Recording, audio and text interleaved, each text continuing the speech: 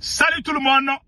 Quand les autorités du Niger ont demandé au président Assimi Goïta d'envoyer les drones maliens pour surveiller l'aéroport de Niamey selon un vidéoman pro Assimi Goïta depuis Bamako. Je vous laisse écouter. Est-ce que c'est vrai que ce sont les drones maliens qui sont en train de surveiller l'aéroport de Niamey? Je m'adresse à tous les citoyens du Niger. La propagande vient d'atteindre à un niveau où on doit faire beaucoup attention. Je vous laisse écouter. Ceux qui comprennent Bambara vont comprendre. Ceux qui ne comprennent pas Bambara, je vais traduire, vous allez comprendre tout de suite. Je vous laisse écouter.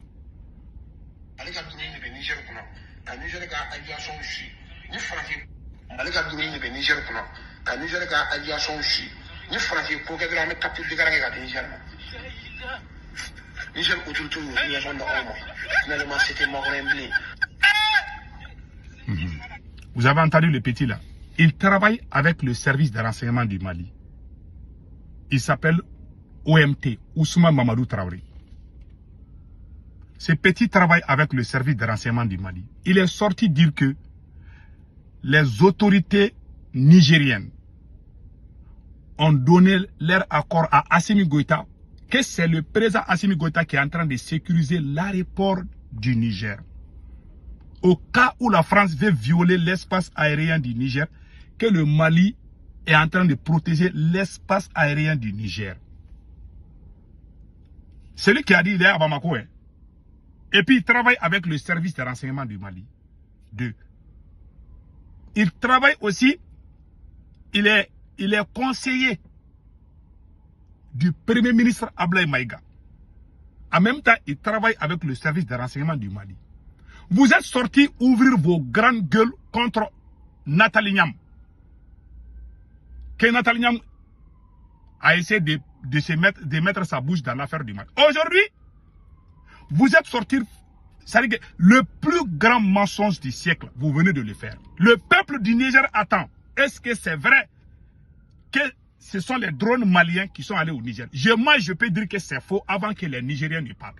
Parce que le Niger, les dernières générations des drones là, le Niger a plus de drones que le Mali. Le Niger a plus de drones que le Burkina Faso. Les dernières générations des drones là, j'ai un peu oublié le nom là. J'aurais faire des recherches sur ça avant de venir. Mais ça c'est quelque chose que je m'attendais que j'allais parler. Donc le Niger a des drones. Comment se peut-il que le Mali a perdu des régions qui sont aux mains des terroristes? Le Mali n'arrive même pas à sécuriser Bamako. L'aéroport du Mali a été attaqué. L'avion présidentiel a été brûlé par les terroristes. Comment se peut-il que ce même pays va dire qu'ils vont aller surveiller l'aéroport de Niamey? Voilà un vidéoman, un activiste pro-Assimi Goïta, qui est conseiller du premier ministre Ablaye Maïga. Il est conseiller là-bas à la primature. Il n'est pas n'importe qui. C'est un petit avec qui on a fait le combat ensemble. Il était du M5, mais il a trahi Dr Shogel. C'est l'enfant adoptif de Dr Shogel Kokala Maïga. Mais il a trahi Shogel au profit des militaires. Aujourd'hui, il est sorti dire que les autorités du Niger ont donné l'accord à Assimi Goïta pour aller sécuriser l'espace aérien du Niger. Que c'est le Mali qui contrôle l'espace aérien du Niger. Que c'est le Mali qui contrôle l'aéroport du Niger. Mes frères et sœurs, ça ne vient pas de ma bouche. C'est les mêmes gars qui sont sortis contre Nathalie Niam. Quand Nathalie Niam a parlé du problème du Mali, Nathalie Niam est conseillère du président du Niger. Ils sont sortis ouvrir leur grande gueule contre cette dame. Aujourd'hui, eux-mêmes, ils sont sortis faire des vidéos pour mentir contre les autorités du Niger. Vous avez des drones, mais vous n'arrivez pas à récupérer Kidal. Vous avez des drones. Bamako a été attaqué. Kati, le plus grand camp militaire de toute l'Afrique de l'Ouest, qui s'appelle le camp militaire de Kati, où Assimi Goïta lui-même il dort là-bas. Ce camp a été attaqué et le ministre de la Défense a été ripé. Bon, pour la mort du ministre de la Défense, il y avait la complicité d'Assimi. Laissons ça à côté. Mais le camp de Kati a été attaqué, non, n'est-ce pas? Les terroristes sont partis. Et puis ils se sont filmés. Et puis ils sont sortis tranquillement. Même s'il y a eu des pertes de leur côté, en tout cas, ils sont venus faire attaque, n'est-ce pas? L'aéroport international de Senou à Bamako a été attaqué, non? Alors vous n'avez même pas les moyens d'aller récupérer Kidal. C'est vous qui vous ouvrez vos grandes gueules pour dire que vous êtes en train de sécuriser le Niger. Voilà des mensonges. Ça, on appelle ça le plus grand mensonge du siècle. Voilà le travail des services de renseignement du Mali. Ils entraînent les jeunes pour sortir mentir. Moi, j'ai travaillé avec le service de renseignement du président Assimi Goïta. On ne s'est pas entendu parce qu'ils veulent que tu mentes. Quand tu mens, c'est ça qui les plaît. Et je vais vous montrer une deuxième preuve. Pendant le sommet de l'AES, il y a 3 jeunes du Niger. Vous vous rappelez bien de cette image? Il y a 3 jeunes qui étaient assis avec des tenues militaires. Les photos ont circulé partout. Les activistes pro-Assimi Goïta ont dit que le service de renseignement du Mali est allé attraper les terreaux qui tentaient de saboter le sommet de l'AES. Ils ont publié cette photo-là partout. Au Mali, au Burkina, ils ont partagé. Il y a les activistes du Niger qui sont sortis dire que c'est faux. Que ces 3 jeunes-là sont des jeunes qui étaient fatigués, qui sont assis, qui étaient même en train de causer avec les forces de l'ordre. Mais ils ne sont pas militaires. Ils sont comme les patriotes, les volontaires. Ils ont porté les tenues militaires pour l'amour des militaires. Mais au Mali, ils ont dit que le service de renseignement du Mali est allé attraper les terreaux. Donc, le Niger n'a pas de service de renseignement. Le Niger n'a pas d'aviation. Donc, c'est le Mali, c'est lui qui est en train de tout faire pour le Niger. Donc, vous voyez ce genre de conneries. Et puis, ils appellent ça patriotisme.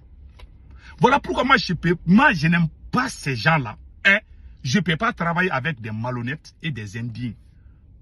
Voilà des mensonges. Hein? Tout le monde connaît. Les gens, vous avez vu ça? Ça, c'est fait pendant le sommet de l'AES au Niger. Le sommet de l'AES au Niger, ça s'est passé. Ils ont commencé à mentir. Moi, je suis sorti dire que c'est faux. Moi, je connais beaucoup de Nigériens. Ils m'ont dit que ces gens-là ne sont pas des terreaux. Donc, vous êtes en train de mentir. Ils ont dit que ces gens-là sont des terreaux. Ils ont collé les mensonges. Le mensonge a voyagé du Mali jusqu'au Niger. Ils sont allés coller mensonges aux citoyens nigériens que ce sont les terreaux, alors que ce n'était pas des terreaux. C'est leur habitude. Même quand on regarde les plaies pas là, ils vont dire que tu es terreau. Ils ont créé la confusion. Le mensonge a pris le dessus de la vérité. Le mensonge est devenu patriotisme au Mali et au Burkina. C'est ça. On colle des mensonges à ses adversaires. Jusqu'à aller mentir dans un autre pays. Les citoyens nigériens savent de quoi je parle. J'aime ce peuple-là, parce que ce n'est pas un peuple ignorant. Les Nigériens là c'est des gens très bien civilisés. Moi, je les respecte beaucoup. Ils ne sont pas dans les conneries de propagande là. Les Nigériens là, les propagandes là, c'est le Mali et le Burkina qui font ça là. Sinon, le Niger n'est pas dans ça. Et c'est des gens qui connaissent bien, c'est des gens qui sont des vrais musulmans, qui ne sont pas dans leur conneries de kémitisme, qui sont là pour défendre leur pays, qui sont conscients aussi, qui ne sont pas dans les jeux de zigzag. Et puis ici, ce n'est pas un peuple de moutons aussi. Les peuples du Niger, ils disent souvent la vérité à Général Tchani. Et puis ça passe. Mais quand il dit la vérité à Assimi Goïta au capitaine, alors tu es apatride. Tout le monde devient mouton pour suivre. Voilà ce qui se prépare. Les mensonges. Vous avez vu comment les gars ont menti. Ce petit-là travaille avec le service de renseignement du Mali. Et puis, il y a un autre mensonge que je vais vous montrer tout de suite. Vous-même, vous allez y rire aujourd'hui jusqu'à ce que... Et puis, celui que je vais vous montrer là, c'est un grand supporter de Assimi Goïta. Vous-même, je vais vous laisser écouter ce que ce voyou-là a dit. Écoutons ce monsieur aussi. Je serais fier de dire, c'est pas du mensonge, de dire que l'hélicoptère qu'on a eu aujourd'hui peut en 2 minutes atteindre les États-Unis. Ça démontre aussi la capacité, l'effort qui a été fait. Maintenant, quand on vient au Mali, tout de suite, il y a quelqu'un qui a dit que le Mali a eu un hélicoptère qui peut quitter du Mali aux États-Unis en 2 minutes. Un hélicoptère qui peut voyager du Mali aux États-Unis en 2 minutes. Je vous laisse écouter encore. Je serais fier de dire, c'est pas du mensonge, de dire que l'hélicoptère qu'on a eu aujourd'hui peut en 2 minutes atteindre les États-Unis. Ça démontre aussi la capacité, l'effort qui a été fait. Maintenant, quand on vient au Mali, tout de suite, il y a quelqu'un qui a dit que les temps devaient être comme ça. Pour dire à mon aîné avec tout le respect que je vous dois. Vous savez, quand on est sur une chaîne de télévision, ce sont des millions, des centaines de milliers de gens qui nous regardent. Ce qu'on dit ici, c'est très important de faire extrêmement attention. Vous êtes un responsable des partis politiques ou des regroupements, ou en tout cas des dynamiques politiques, vous l'avez dit. Avec tout le respect que je vous dois, je vous invite à faire extrêmement attention à ce que vous dites. Quand vous dites que nous venons d'atterrir un hélicoptère qui peut atteindre les États-Unis en 2 minutes, je crois que ceux qui nous regardent, il ne faut pas qu'on nous juge tous de la même manière. Parce que si vous venez de dire, je ne peux pas m'asseoir sur un plateau de télé et laisser ça passer. C'est grave. C'est grave venant des responsables, venant des Maliens avertis et conscients. Et quand on mène des débats, surtout sur les chaînes de télévision, ce sont des militaires qui nous regardent, des familles des militaires qui nous regardent, nos concitoyens de la diaspora et c'est l'intérêt qui nous regardent. Avec tout le respect que je vous dois, monsieur, vous avez dit ici que vous cautionnez la propagande. Nous ne cautionnons pas la propagande. Même si on fait de la propagande sur la base de la vérité, si on achète des derniers avions, toute dernière génération, et que c'est vrai, parler là-dessus, promouvoir que l'armée malienne vient d'acquérir des hélicoptères toute dernière génération, si c'est vrai, c'est une fierté. Mais si c'est faux, et que vous dites que vous voulez vous inscrire dans cette dynamique de mensonges que certains diffusent en longueur de journée, je suis désolé, messieurs, en tant que responsable de parti, vous devez vous garder de ça. Je suis choqué d'entendre un responsable du parti dire qu'il y a un hélicoptère qui peut quitter le Mali pour atteindre les États-Unis en 2 minutes et qui nous dit qu'il soutient la propagande autour de ça. C'est gravissime, monsieur. Voilà. Voilà ce qui se passe. Et puis ils disent que non, qu'ils ne veulent plus les Occidentaux. Ah non, on veut être comme des vrais Africains. On veut avoir les mêmes, nos ancêtres là. Le mensonge était interdit. Au temps de nos ancêtres, le mensonge était interdit.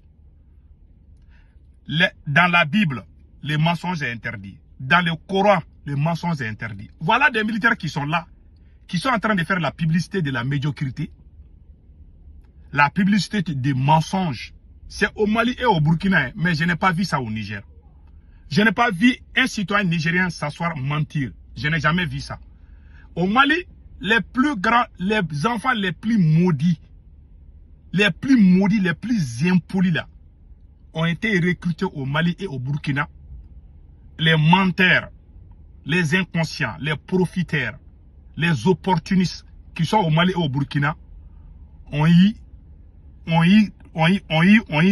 l'occasion de s'approcher de ces pouvoirs-là, au Mali et au Burkina. Parce que ces militaires-là qui sont au Mali et au Burkina, et ils veulent entendre leur éloge. Ils veulent les gens qui disent qu'ils ont raison. Ils veulent les gens qui les suivent bêtement. Celui qui est digne ne va jamais suivre quelqu'un bêtement. Celui qui a la dignité, un jour il va s'asseoir et dire que non, je ne suis pas d'accord avec ça. Moi, j'ai fait ça avec mon propre père. Parfois, j'ai dit à mon père, papa, attention. Souvent, dans notre famille, quand mon père prend certaines décisions, moi, j'ai dit, papa, ça, c'est pas une bonne décision.